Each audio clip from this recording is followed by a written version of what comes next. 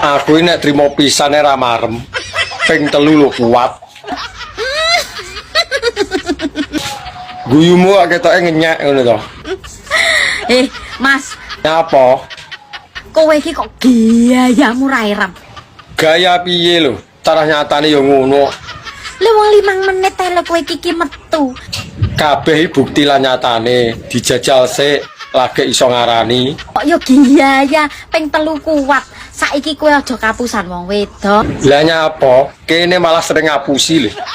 Wong wedok iki ketoke muni, "Mas, Lah nyapa ngono kuwi? ngono ku lho iki wis metu."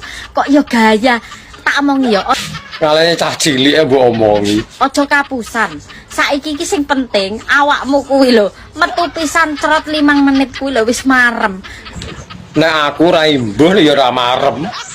Kok yo nantang wong wedok ping 3 kuat apa ora? Dijajal apa piye maido ya. Halah.